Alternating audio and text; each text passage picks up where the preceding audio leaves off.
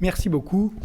Je voudrais démarrer cette matinée avec une anecdote qui est venue des États-Unis, mais qui me semble tout à fait révélatrice.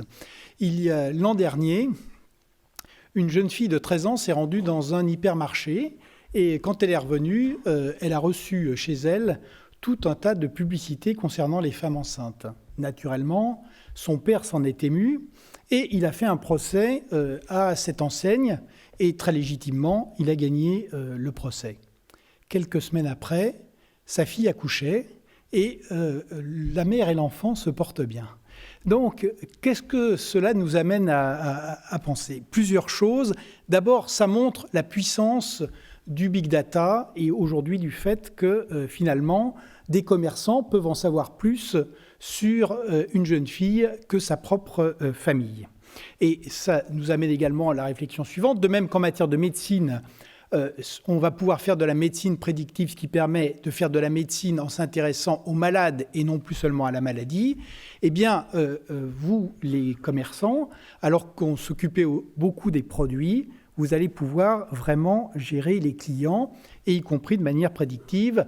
C'est le fameux envoi d'Amazon des livres avant même que le client ait pensé à le commander.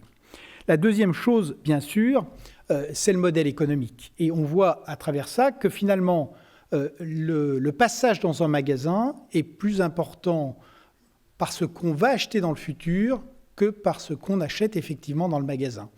Exemple concret, en matière d'automobile, par exemple, toute personne qui va rentrer dans une concession automobile achètera une voiture dans un espace de temps de 5 mois après. Pas forcément le jour même, mais si on rentre dans une concession, ça veut dire qu'on se pose la question et qu'on va acheter dans les 5 mois qui suivent. Dernière chose, au moins aussi importante, c'est la question éthique. L'information était vraie. Est-ce qu'il était approprié de s'en servir ? La question reste ouverte. Et donc, ça n'est pas parce qu'on peut aujourd'hui disposer d'une masse d'informations considérable sur le consommateur qu'on a forcément vocation à l'utiliser en totalité. Donc cette petite histoire, je crois, est très révélatrice du nouveau monde dans lequel nous rentrons, nouveau monde technologique, nouveaux modèles économiques et nouvelles réflexions éthiques. C'est un monde donc de révolution. Rarement dans l'histoire, il y a eu évidemment les grands bouleversements des guerres mondiales du XXe siècle, mais rarement dans l'histoire, on a vu autant de chocs se produire, ce qui explique le désarroi de beaucoup de dirigeants. Il y a le choc démographique qui vous intéresse directement, le fait que la population va commencer à stagner, qu'elle va beaucoup vieillir, notamment dans les pays développés. C'est la première fois dans l'histoire du capitalisme, depuis le XVIIe siècle, que ce système va devoir vivre avec une population qui ne croîtra plus. Ensuite, les changements économiques, la mondialisation, les changements technologiques, numériques, on vient d'en parler, mais aussi les mutations énergétiques, écologiques qui vous intéressent, puisque nous allons vivre dans un monde de ressources rares, et puis derrière, les risques stratégiques. Tout ceci nous ramène à un mot qui est la mondialisation, qui dirige le XXIe siècle, mais qui est en permanence un mouvement d'intégration et de divergence. Intégration du capitalisme et des technologies, divergence de pôles qui sont très différents, mais aussi de valeurs, d'institutions, de cultures qui sont différentes.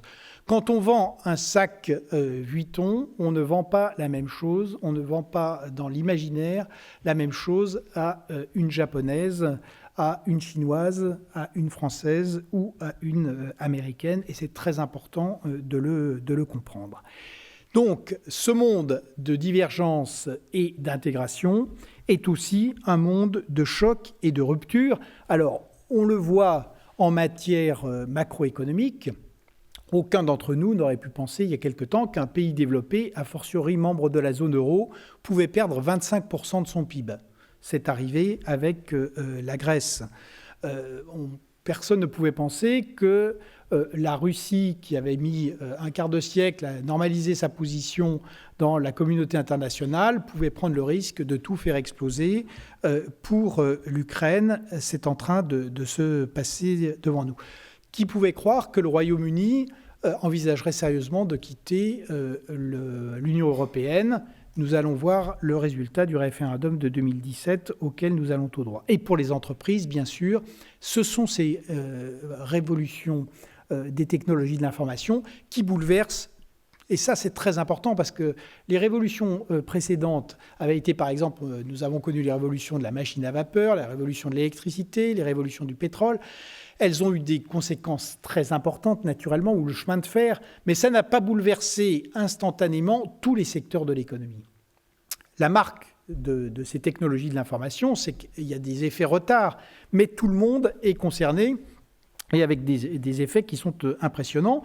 Si vous prenez par exemple le modèle de l'hôtellerie, on peut se poser la question, quel est l'avenir des hôteliers si effectivement les murs sont détenus par des fonds d'investissement, si les réservations sont détenues par des centrales que vous connaissez bien, qu'est-ce qui reste à l'hôtelier ? Il reste la gestion des femmes de ménage et d'un petit bout de restauration. C'est quand même pas commode de gagner forcément sa vie uniquement avec ça. Les taxis aussi l'ont montré de manière spectaculaire. L'obsession, c'était dans tous nos pays plutôt les concurrences via ce qu'on appelait la grande remise. Et en fait, Uber a télescopé tout ça. Et derrière, là encore, derrière une anecdote, il y a des choses extrêmement puissantes, puisque qu'est-ce que c'est que Uber Pop ? C'est une chose fondamentale, c'est-à-dire que le consommateur peut être aussi le producteur. Et qu'on peut être consommateur et producteur du même service à des moments différents. Et ça touche ça touche évidemment tous les métiers, et que derrière, évidemment, il y a cette notion du consommateur qui devient acteur. Donc, quand on regarde toutes ces révolutions, tous ces chocs, on s'aperçoit que les leçons à en tirer, quelles sont-elles ? Pour ceux qui veulent survivre, que ce soit les continents, les nations, les entreprises ou les individus, finalement, il faut savoir anticiper, il faut savoir absorber les chocs, il faut être agile pour s'adapter, il faut accepter en permanence l'innovation au lieu d'essayer de cultiver les rentes, et puis il faut voir large et voir loin, et en matière de technologie et évidemment en matière géographique. Donc c'est ce dont je voudrais vous parler, d'abord en revenant sur cette nouvelle donne qui se met en marche, en regardant ensuite quelles sont les situations respectives de l'Europe et de la France, et en regardant enfin les conséquences pour le commerce, et notamment le commerce coopératif. Alors, quel est ce nouveau monde que l'on voit arriver ? Il est en train de bouger beaucoup.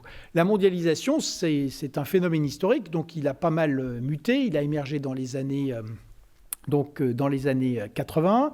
Ensuite, évidemment, il a formidablement accéléré avec la chute du mur. Il est entré dans une phase de turbulence aiguë avec l'économie de bulle des années 2000. Et aujourd'hui, nous sommes dans un nouveau moment.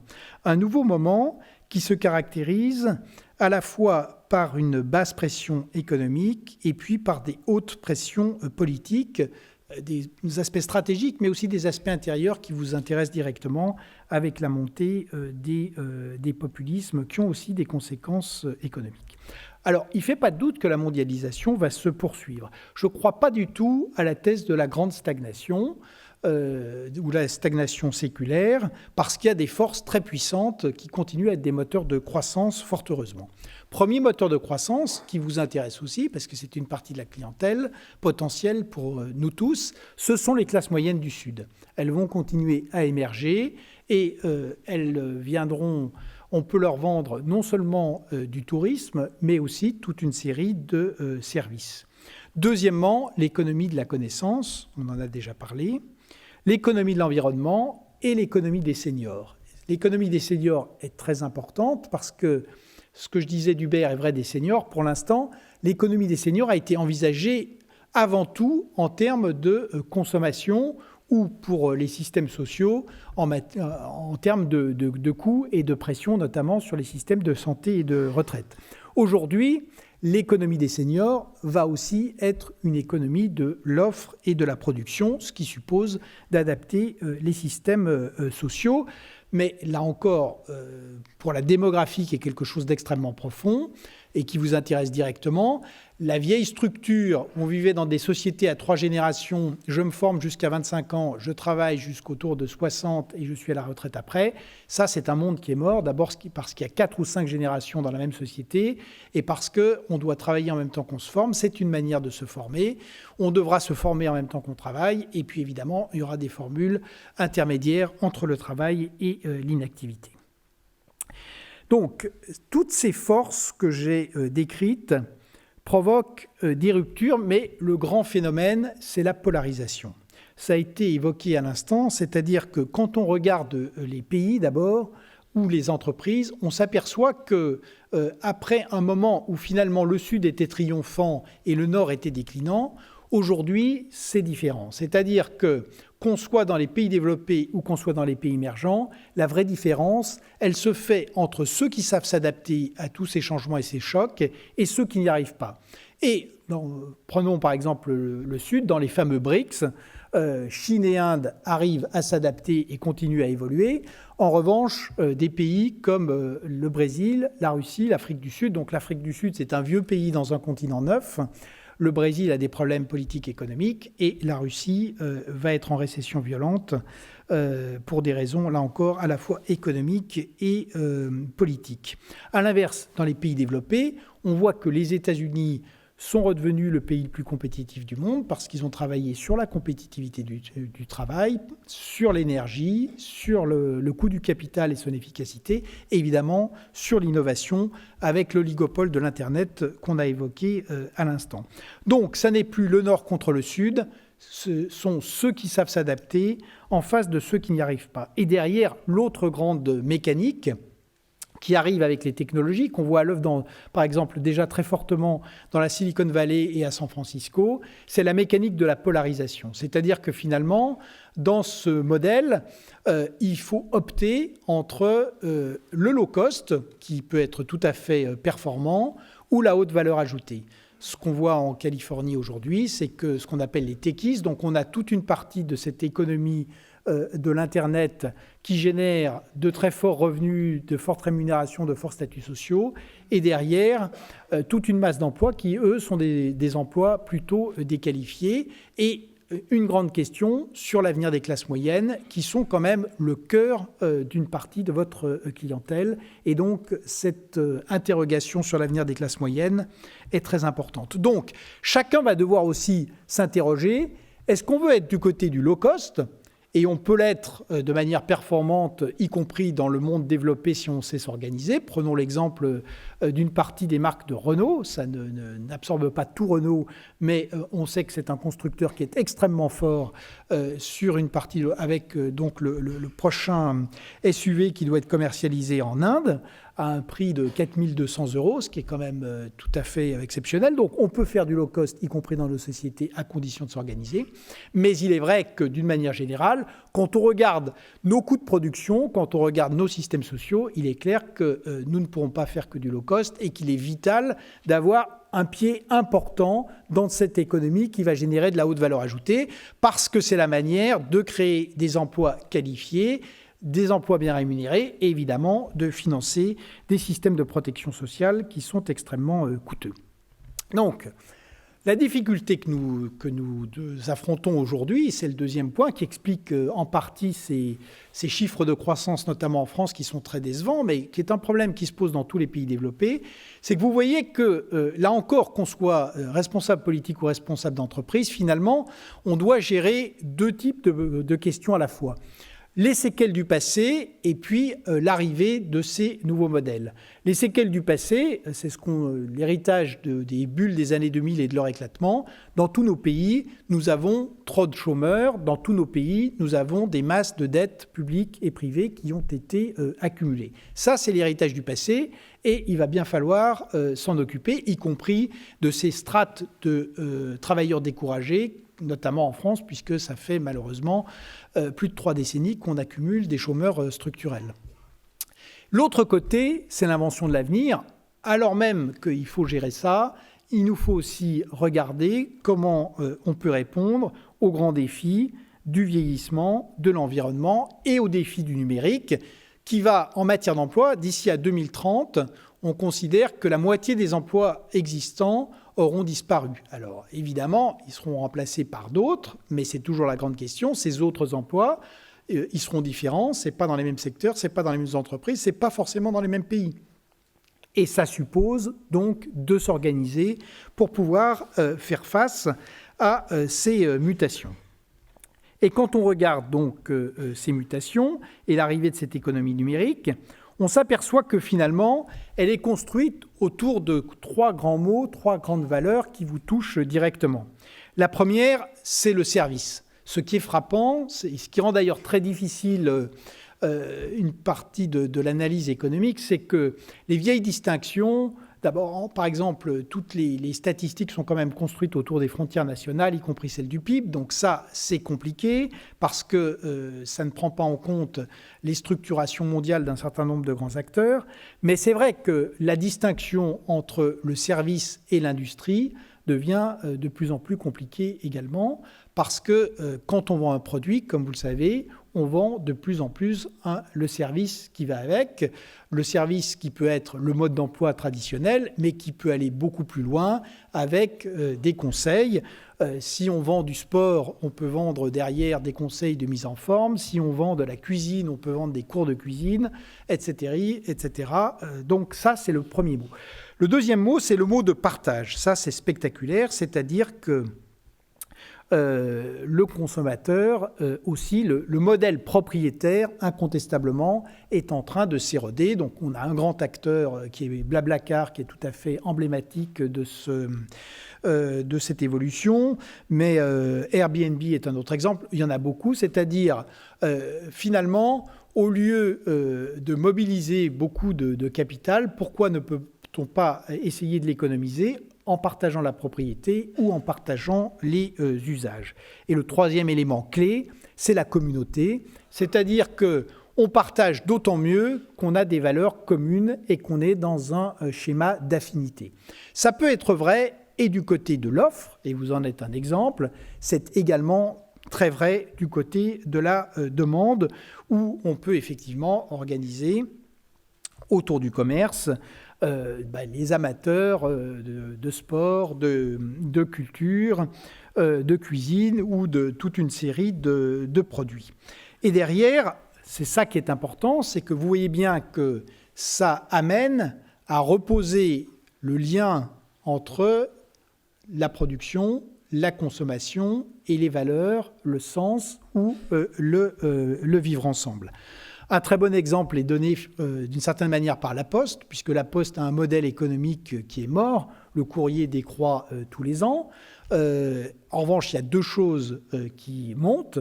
Il y a la logistique qui peut être liée à Internet, et puis il y a l'aspect lien social qui peut être très fort dans un certain nombre de parties du territoire.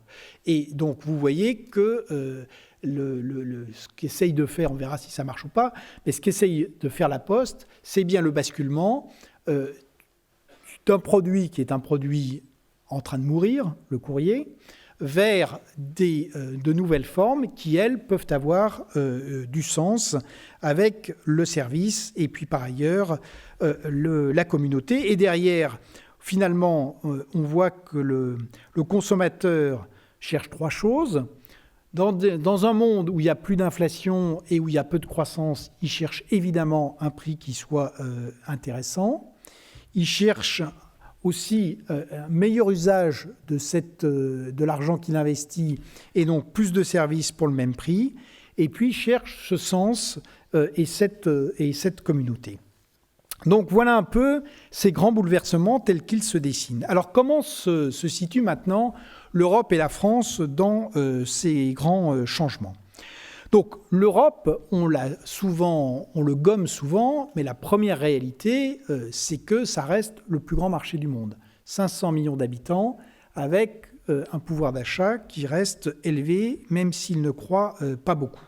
Alors pour autant, vous savez que cet espace est menacé et en risque.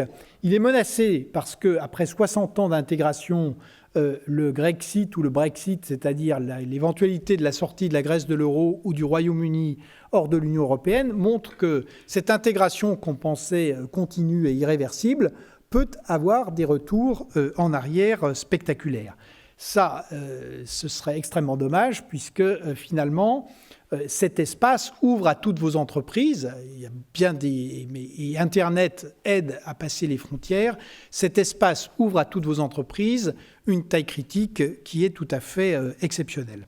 Alors pour autant, ce n'est pas le but aujourd'hui, mais vous savez que cette Europe, elle a beaucoup de difficultés, elle a des difficultés monétaires, elle a des difficultés économiques. Finalement, la meilleure formule, c'est celle de Madame Merkel qui a défini l'Europe par 7% de la population mondiale, 25% de la production et 50% des transferts sociaux.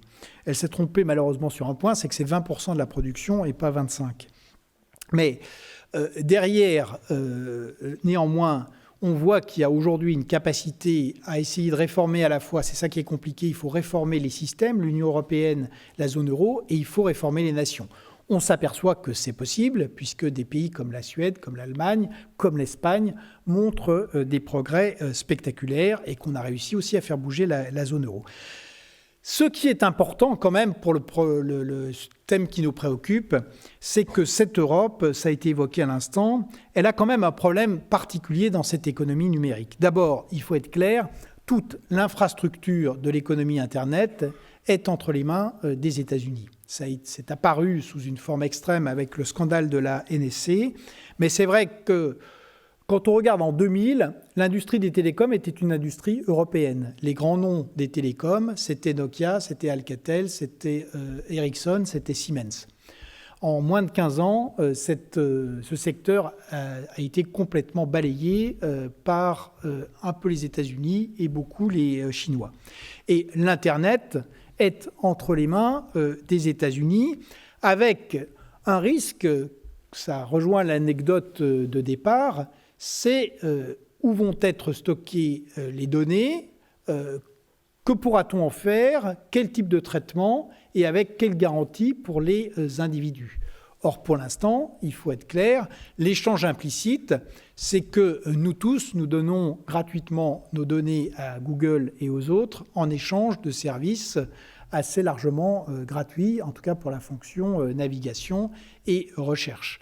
Il n'y a pas de stockage physique de ces données en Europe et il n'y a aucune garantie sur leur traitement, même si en Europe on réussit, vous avez vu avec le droit à l'oubli un certain nombre de mesures qui sont prises, mais il faut savoir que de toute manière, ça n'est valable que sur le territoire européen et que rien n'interdit donc à d'autres acteurs en dehors de l'Europe de continuer à faire usage de ces données. Donc nous avons là, puisqu'on est rentré dans cet âge des données, l'informatique qui a eu le temps du calcul, le temps des réseaux, et aujourd'hui nous sommes rentrés dans l'âge des données. Cet âge des données, pour l'instant, est un âge américain qui pose des problèmes aux entreprises, qui pose des problèmes aux nations et qui pose des problèmes aux individus.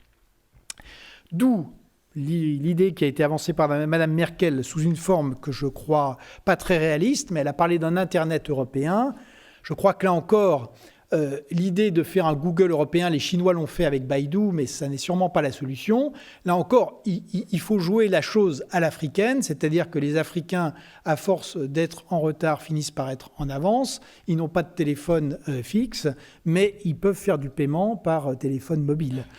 Eh bien, pour les Européens, c'est la même chose on ne va pas créer un Google européen, mais il faut absolument essayer de construire des acteurs européens forts pour la prochaine génération et par ailleurs se doter d'un certain nombre de règles pour l'infrastructure Internet et, à mon sens, pour le stockage des données, parce que pour le stockage, le côté physique a de l'importance. Donc voilà un peu cette Europe, un grand marché qui est en train progressivement de reprendre vie, mais avec une menace de désintégration ou après 60 ans de mouvement de cohésion, une menace de dépendance technologique et puis des menaces qui sont liées à la montée des populismes qui bousculent y compris vos entreprises avec le populisme politique ou le populisme judiciaire.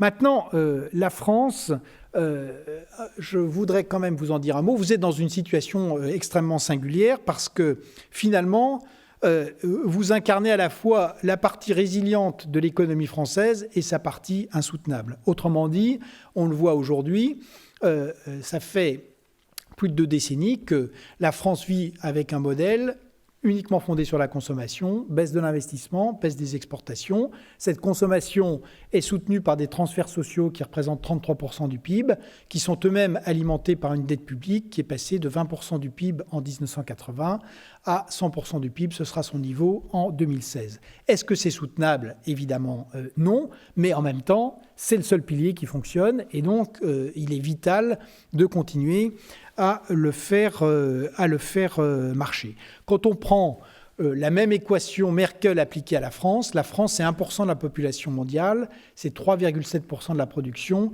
et c'est 15% des transferts sociaux dans le monde, c'est 670 milliards sur 4500.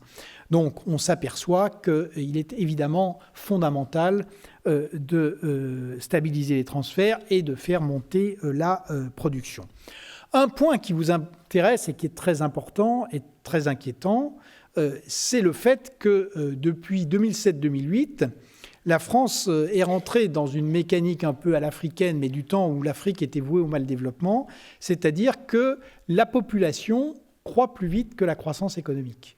La population française, c'est heureux, croît entre 0,2 et 0,5% par an, mais la croissance depuis 2007 est de l'ordre de 0,2 à 0,3 par an. Or, mécaniquement, quand la population croît plus vite que l'économie, eh bien, la richesse par habitant diminue.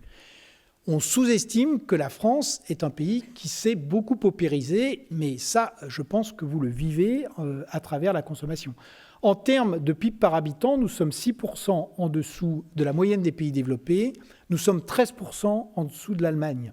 Et donc, c'est évidemment, ça explique la très forte pression sur les prix, et ça explique pourquoi il est vital de remettre la production et la croissance en route, mais par la production, parce que c'est la manière de générer du pouvoir d'achat, ce qui permettrait de détendre, d'abord de recréer de l'emploi, et puis de détendre la pression qui est très forte sur les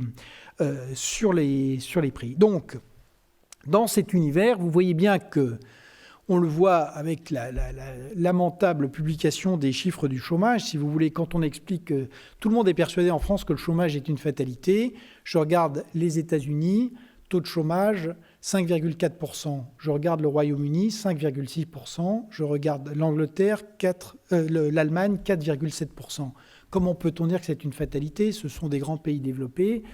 Aucun n'est un paradis, mais ça montre bien qu'y compris après une très grande crise, on peut rétablir une situation de plein emploi. Donc, l'idée d'avoir ce cancer qui casse non seulement l'économie, mais la société, la citoyenneté, et qu'on laisse monter année après année, c'est une idée qui est insupportable et qui illustre à merveille cette exception française, exception d'un pays qui effectivement a cassé sa croissance parce qu'elle a cassé les entreprises et qu'elle continue à faire augmenter la dépense publique qui crée l'euthanasie de la production, de l'investissement et de l'innovation. Ensuite, un risque social évident de chômage et d'exclusion. Il y a quand même aujourd'hui, et là encore je pense que c'est important pour vos activités, en France, vous avez 10% de la population, c'est-à-dire 6,5 millions de gens qui vivent exclusivement à 100% de transferts sociaux et d'économies clandestines ou criminelles. C'est tout à fait inhabituel dans un pays développé. Et vous avez 75% des gens pour lesquels les transferts sociaux représentent une part décisive de leurs revenus. C'est une dépendance que je trouve excessive. Un risque financier sur la dette, un risque étatique qui rejoint les problèmes qui ont été évoqués aujourd'hui. C'est-à-dire que, sous le général de Gaulle, son commissaire au plan, qui était M. Massé, disait que le rôle de l'État, c'était d'être un réducteur d'incertitude. notre État est devenu un démultiplicateur d'incertitudes à travers l'instabilité législative et réglementaire, à travers une espèce d'exubérance normative tout à fait délirante, et puis bien sûr à travers la fiscalité en niveau et en instabilité. Et tout ceci aboutit effectivement à un risque politique qu'on a vu malheureusement se réaliser avec les attentats de Paris, un risque d'extrémisme et de violence. Donc, la France est clairement un pays aujourd'hui en risque, mais c'est aussi un pays qui est, par certains côtés, le meilleur cas de retournement du monde développé, parce que quand on regarde ses performances qui sont très mauvaises, à côté de ses atouts qui sont considérables en termes de démographie, de capital humain, de qualité d'un certain nombre d'entreprises qui ont survécu, de certains services publics qui continuent à être à un très bon niveau, d'infrastructures, de capacité de tourisme, de climat, de vente de sa gastronomie, de sa civilisation, on s'aperçoit qu'il n'y a pas de raison d'être dans cette situation, mais que ça suppose, là encore, de cesser de vouloir lutter contre la mondialisation, les révolutions numériques, mais au contraire de s'y adapter.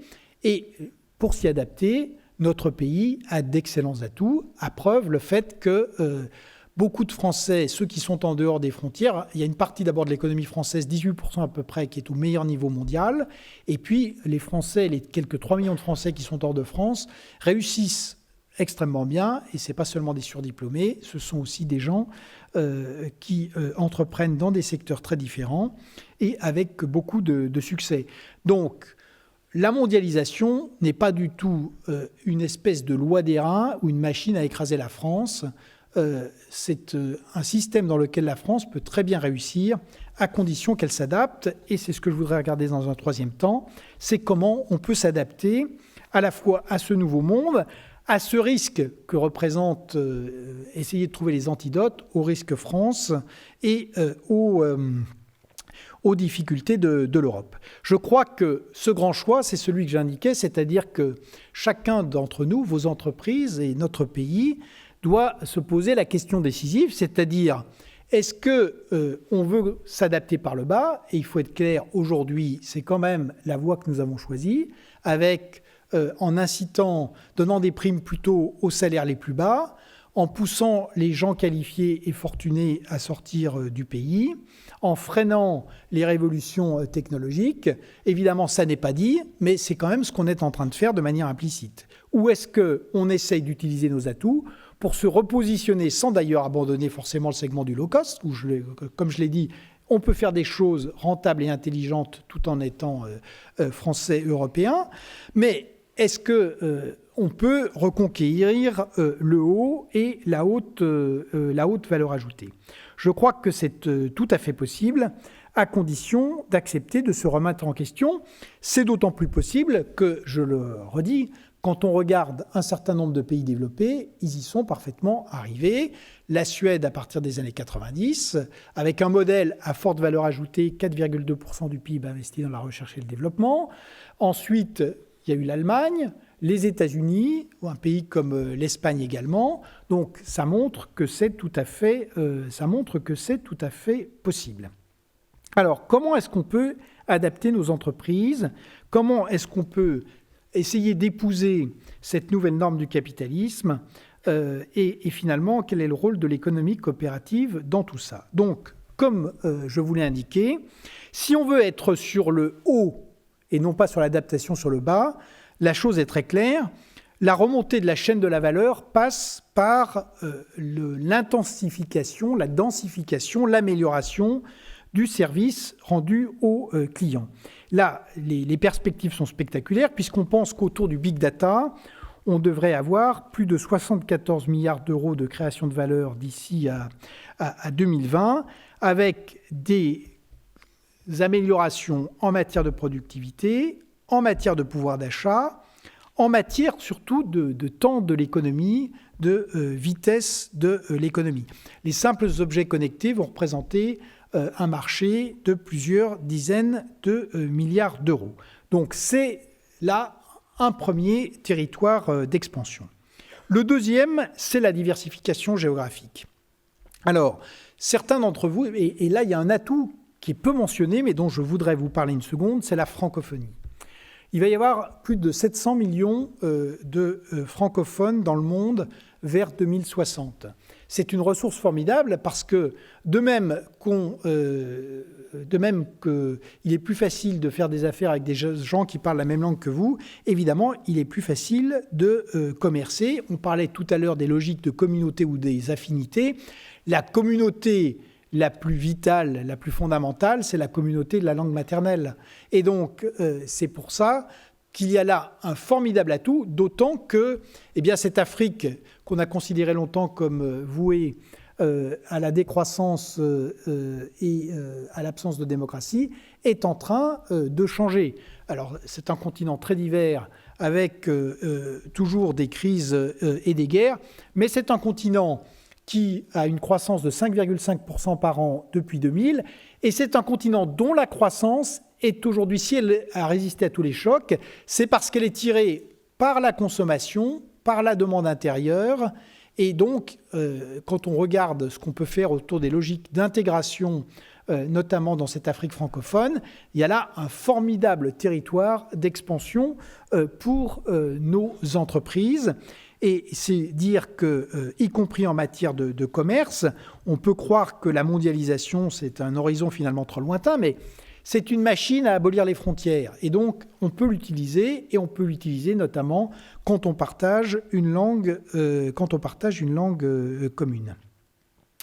Le troisième élément, c'est l'innovation, le rôle central de l'investissement. Alors, c'est vrai qu'en France, c'est le principal talon d'Achille de notre économie. Ça fait plus de 15 ans que l'investissement diminue, et il diminue pour une raison simple, c'est qu'on a cassé toutes les sources du financement, on a cassé l'épargne en la surfiscalisant, on a cassé les banques, et on cherche encore à installer des taxes Tobin ou des choses qui sont complètement déraisonnables. Et puis, on a cassé la place financière de Paris, qui est maintenant malheureusement extrêmement atrophiée. Donc, il faut rétablir un financement normal de l'investissement. Et pour ceci, il y a ces financements extérieurs et il y a le financement des entreprises, l'autofinancement. Vous savez que le taux de marge des entreprises n'a jamais été aussi faible dans notre pays. Pour les PME, c'est 20%. Et donc, évidemment, en ayant cassé les profits, on a cassé la capacité d'autofinancement. Il faut absolument sortir de cela. La prise de conscience a commencé dans les mots. Malheureusement, elle ne se traduit guère dans les faits. La deuxième chose, le capitalisme, et ça vous intéresse directement. Chacune des grandes crises économiques, c'est une crise de modification du capitalisme. Quand vous regardez l'histoire longue, on a commencé par un capitalisme familial, ensuite on a vu émerger au XIXe siècle des formes d'entreprise, il y a eu la société anonyme à partir de la moitié du XIXe siècle, la montée de la grande entreprise et de la grande industrie. Ensuite, le modèle de la consommation et de la production de masse des 30 Glorieuses, la mondialisation, un capitalisme plus libéral. Et ce capitalisme très libéral, il faut être clair, il a implosé en 2007-2008. Et celui qui, à mon avis, va lui succéder, c'est un capitalisme qui vous ressemble plutôt, c'est-à-dire que je pense que c'est un capitalisme qui sera à la fois plus entrepreneurial et plus partenarial. Il sera plus entrepreneurial parce que Schumpeter avait raison, l'entrepreneur, c'est le vecteur de l'innovation et il va être donc au cœur du XXIe siècle. Et il sera plus partenarial parce que la simple logique de la maximisation du profit ne suffit pas et qu'il faut être capable aujourd'hui d'intégrer les parties prenantes. Quand on veut faire du service, quand on veut faire du partage, quand on veut faire du communautaire, c'est vrai qu'on ne peut pas être simplement sur la maximisation du profit. Et c'est pour ça que ce capitalisme, cette nouvelle mutation du capitalisme, à mon avis, intègre très bien la dimension coopérative ou associative. La deuxième chose qui est directement liée, c'est que évidemment, il faut être compétitif. Ça, c'est la condition première. Mais il faut aussi être responsable et solidaire. Et quand on regarde, par exemple, les données, je parlais du problème éthique de cette jeune Américaine, ça veut dire que, bien sûr, vous allez recueillir beaucoup de données, bien sûr, vous allez les utiliser. mais il va falloir se poser la question de la certification de la qualification de ces données, de leur protection et des limites à leur utilisation, parce qu'on n'a pas le droit de tout faire avec des données. On n'a évidemment pas le droit de les manipuler, mais on doit, à mon avis, aussi sans doute s'interroger sur les limites qu'on se donne à leur utilisation. La troisième chose qui, à mon avis, vous intéresse aussi, c'est la redéfinition des frontières entre l'entreprise et les pouvoirs publics. Finalement, donc, le monde de l'après-Seconde Guerre mondiale, on a vu monter ce modèle de la production et de la consommation de masse, mais ça a aussi été le grand moment de montée des États-providence et de la régulation keynésienne. Ce qui veut dire que l'État a pris en charge toutes les externalités de la société.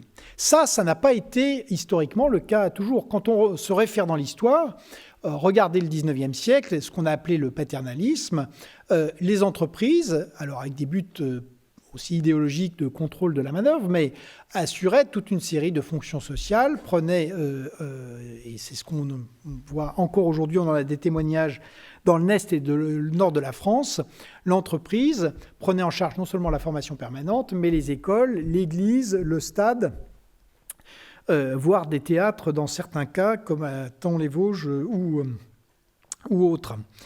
Ce modèle a donc été détruit d'abord par la crise des années 30. C'est le moment où les entreprises françaises ont fermé la plupart de leurs centres d'apprentissage parce que tout simplement, elles n'en avaient plus les moyens.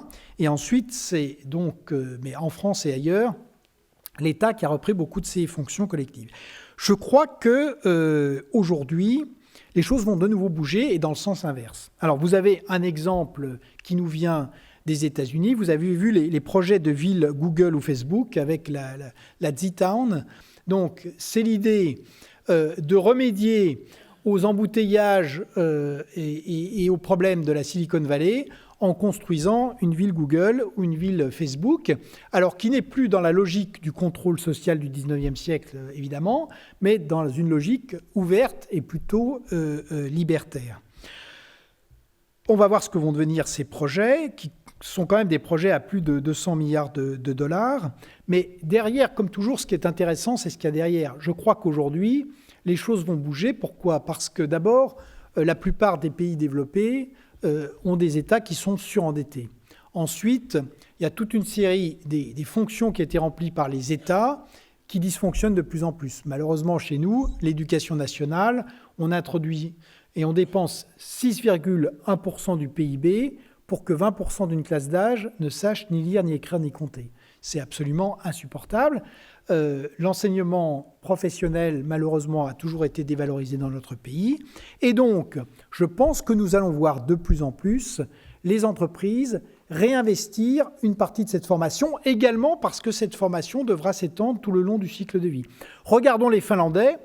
Les Finlandais ont le plus fort taux d'emploi du monde développé après 60 ans, mais parce qu'ils ont investi massivement dans la formation et de la formation continue entre 50 et 60 ans, puisque on peut tout à fait travailler aujourd'hui jusqu'à 70 ans, mais on ne travaille pas, on ne fait pas la même chose à 65 ans qu'à 45 ou qu'à 25 ans.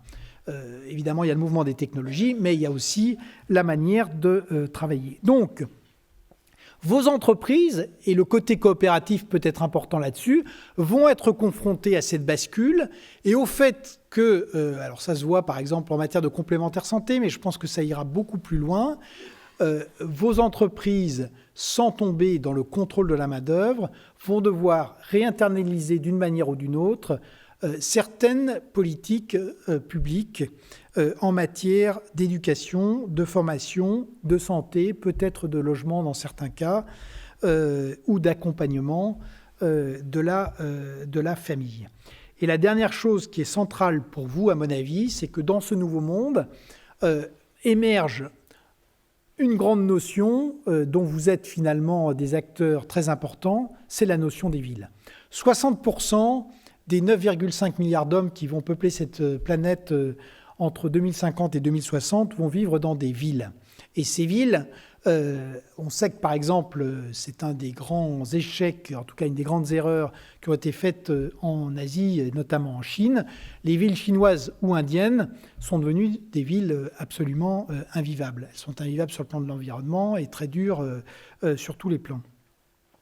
Vous êtes des acteurs fondamentaux de ces villes, de ces métropoles qui vont structurer la mondialisation, puisqu'on n'est plus dans le monde de Braudel où il y avait une ville-monde. Nous allons vivre avec un réseau de villes-monde, celles qu'on connaît aujourd'hui, San Francisco, Los Angeles, évidemment New York, Londres, peut-être demain Berlin, Paris, j'espère, Hong Kong, Singapour, Shanghai, Pékin, mais aussi des villes qui vont monter comme Istanbul, comme Lagos, comme Le Caire peut-être. Donc, c'est Jakarta. Et c'est un réseau, vous voyez, de villes. Et dans ce réseau, évidemment, le commerce aura un rôle fondamental, un rôle évidemment économique, mais comme je le rappelais, un rôle de lien social.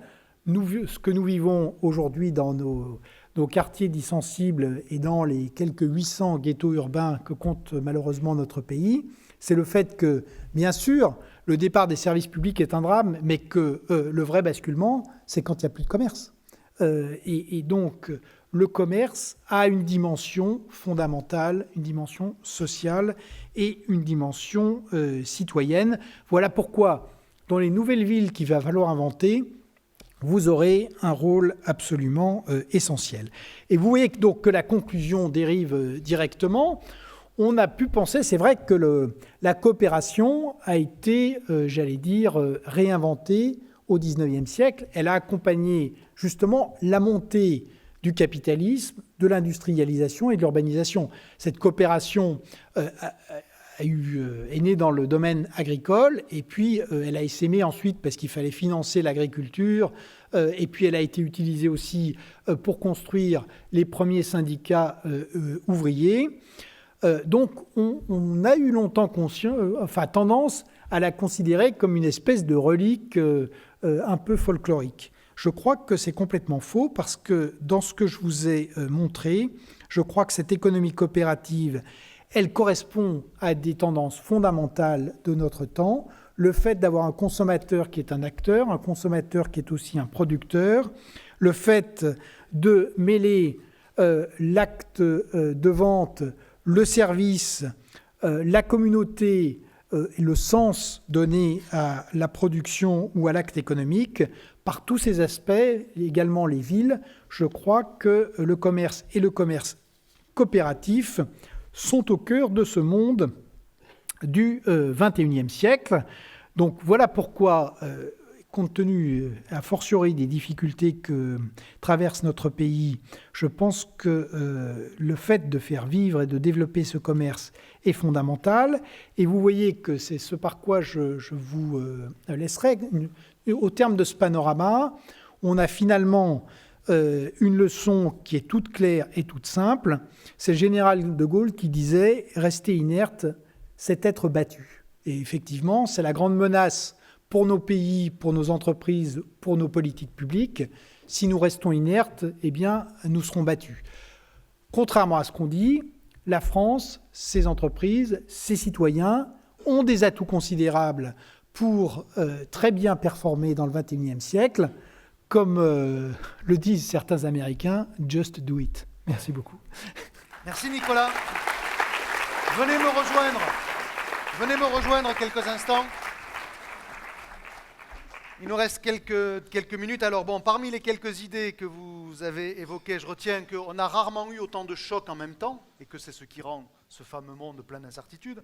Choc démographique, technologique, énergétique, choc des flux, et c'est la mondialisation. Que vous ne croyez pas quand même à un monde sans croissance, que vous croyez en revanche à un capitalisme plus entrepreneurial. Alors ça, je pense que ceux qui sont ici ne seront pas contre. En tous les cas, ils ont visiblement bien compris que le capitalisme entrepreneurial est plutôt vecteur de dynamique, d'enrichissement, au-delà du simple enrichissement monétaire, faut-il le rappeler, mais vous l'avez évoqué aussi. Je vais profiter de votre casquette d'économiste et pour vous poser différentes questions qui sont arrivées pour l'essentiel Dans cette économie collaborative que vous avez évoquée, notamment quand vous évoquiez l'économie du partage, où je peux être à la fois producteur et consommateur d'un même service, alors évidemment pas en même temps, mais je peux l'être, quelle est la place pour le commerçant, en fait, au sens où on le définit classiquement aujourd'hui? Y aura-t-il demain autant de commerçants qu'aujourd'hui, au sens de « en aura-t-on vraiment besoin » ? Alors, je pense qu'on aura toujours besoin des commerçants, mais tout à l'heure, on a utilisé le mot de plateforme. Et c'est vrai que, d'une certaine manière, Blablacar, c'est du commerce. Donc, l'intermédiation, elle va bouger. Donc, on aura toujours besoin de commerçants. Est-ce que ce seront les mêmes commerces ? Sûrement pas. Mais d'ailleurs, quand vous regardez tous vos secteurs, regardons ce qui s'est passé. Si on prend là encore le recul du temps qui est toujours intéressant, depuis 1945, les changements ont été spectaculaires. Pourquoi est-ce qu'il y a eu le poujadisme dans les années 50 ? C'est que le choc de la modernisation de l'époque sur ce qu'on appelait le monde de la boutique a été au moins aussi violent que celui que nous connaissons aujourd'hui sur un certain nombre de commerces. Donc, les révolutions du commerce depuis 1945 dans notre pays ont été considérables. Et effectivement, les commerçants d'aujourd'hui ne sont pas ceux des années 70, qui n'étaient pas ceux des années 50. Donc, ça va se poursuivre. Sur l'économie française elle-même, si on reprend le choc sur les emplois, donc on considère qu'il y a à peu près 3 millions d'emplois qui vont être, en tout cas, très fortement affectés d'ici à 2025 par ces mutations technologiques. Et il y en aura, sur les 3 millions, un peu plus de 700 000 dans le bloc commerce, hôtellerie, restauration. Donc, oui, il y a une place forte pour les commerçants. Évidemment, les commerces, les commerçants et les commerces vont changer, comme ils ont changé dans les années 50, comme ils ont changé dans les années 70. Donc on aura toujours besoin d'intermédiation, même dans l'économie du partage, parce que par principe, on a besoin de ce tiers de confiance. Aujourd'hui, il y en a de nouveaux qui arrivent, mais les commerçants actuels peuvent devenir ces tiers de confiance et ces intermédiaires-là de l'économie du partage. En gros, c'est ça. On en aura forcément besoin, il y aura forcément quelqu'un qui assumera ce rôle. Oui, parce que ce qu'on disait, qu'est-ce qu'on vend finalement dans une transaction ? Vous vendez évidemment un produit, mais vous vendez de plus en plus un produit, un service et un label de confiance. Ça, ensuite, la manière dont ça va se réorganiser, c'est extrêmement varié. Et comme je le disais, je ne crois pas que le magasin physique va disparaître. Je ne crois pas du tout que ce qui a été dit. L'agence bancaire ne va pas disparaître, mais ça ne sera sûrement pas la même agence et on n'en aura plus 4 par pâté de maison, ça c'est sûr. Mais elles ne vont pas disparaître. Ce que je rappelais sur l'automobile, c'est très important. Aujourd'hui, comment est-ce qu'on peut savoir que quelqu'un va acheter une voiture ? C'est qu'il rentre dans une concession. Si on supprime la concession complètement, ça n'aidera pas à vendre des voitures. Mais ce ne seront pas les mêmes que celles qu'on a connues pendant longtemps, parce que, et c'est mon histoire de la jeune fille dans le supermarché, le client, quand il rentre dans un magasin, il est aussi important par le circuit qu'il fait maintenant dans le magasin, et ce qui révèle de ce qu'il est et de ce qu'il va vouloir, que parce qu'il va simplement présenter à la caisse. C'est pour ça qu'aujourd'hui, je le répète, on rentre dans un nouvel univers où finalement, vous allez vous occuper du client autant, voire plus, que du produit. Nicolas, on continue, alors le plus court possible pour qu'on ait le temps de passer le maximum de questions. On continue sur les questions éventuellement source d'inquiétude. Une question qui est arrivée tout à l'heure. L'économie collaborative n'est-elle pas synonyme de baisse de la valeur ajoutée et d'une moindre création de richesse par le fait qu'elle ne fait pas intervenir systématiquement de la production? C'est par exemple un bien qu'on va utiliser plusieurs fois sans l'avoir acheté. Non, ça je ne crois pas parce que, comme je l'indiquais, il y a la dimension du service. Et c'est autour du service que vous pouvez greffer la valeur ajoutée. Donc je ne crois pas du tout. C'est juste une autre façon de l'envisager en fait. Oui, c'est la chaîne de la valeur qui se déplace. Ça oui, mais ce n'est pas moins de valeur. Comment le commerçant actuel doit-il s'insérer dans cette économie collaborative? Question qui est arrivée, je ne sais pas si en 30 secondes on est capable de le faire, mais évidemment ça les intéresse. Je crois que c'est ce que j'indiquais. La manière de s'insérer, c'est de commencer à réfléchir sérieusement à le lien avec le client, le service qu'on peut lui donner, regarder les exemples, je donnais l'exemple, par exemple, du sport. On peut vendre des articles de sport, mais comme vous l'avez vu, il y a quelques enseignes qui commencent à essayer d'avoir des installations sportives à porter, où on peut essayer aussi d'avoir des programmes de remise en forme des clients qui soient adaptés à leur profil. Voilà une manière de suivre. Donc, je crois que le commerçant, il faut qu'il arrive à suivre cette dimension du service, cette dimension de la communauté et la dimension du sens. C'est comme ça qu'il peut garder sa valeur, ajoutée. Est-ce qu'on ne manque pas d'un encadrement juridique pour l'économie du partage, question qui est arrivée aussi par SMS, et avec le risque de distorsion, par rapport aux vrais commerçants, entre guillemets? Non, mais la distorsion, elle existe surtout pour l'instant avec les géants américains. Donc c'est vrai que ça a été dit et redit, entre le libraire et Amazon, on avait un cadre juridique et fiscal qui était complètement déséquilibré. Donc c'est en train progressivement de se rétablir. Sur l'encadrement législatif, moi j'allais vous dire, quand on regarde ce que fait le législateur français, franchement, ça n'est pas une voie dans laquelle je vous conseille de vous engager. Ils vont vous faire les pires horreurs. Donc, ouais, on en a déjà parlé, on va en reparler tout à l'heure, je crois. Moi, j'ai une conception sans doute beaucoup trop conservatrice, mais si vous voulez, le Code civil tel qu'il a écrit par Napoléon, Cambacérès et les autres, ça reste quelque chose d'extraordinaire. D'ailleurs, quand on regarde en Afrique, il y a des pays qui l'ont gardé sans trop l'abîmer, et finalement, c'est beaucoup plus efficace que les monstres qu'on a produits dans notre pays. Donc, franchement, en termes de responsabilité, si vous regardez les régimes d'obligation de responsabilité du droit français classique, si vous avez une justice qui fonctionne avec des magistrats à peu près d'aplomb, ça peut fonctionner, y compris avec des révolutions technologiques. Donc moi, l'idée d'aller commencer à remettre des normes et moi, si j'étais vous, je serais extrêmement prudent là-dessus. On posera de toute façon la question tout à l'heure à Olivier Cohn, qui est le patron de Best Western, évidemment concerné par l'économie collaborative au travers d'un grand concurrent américain.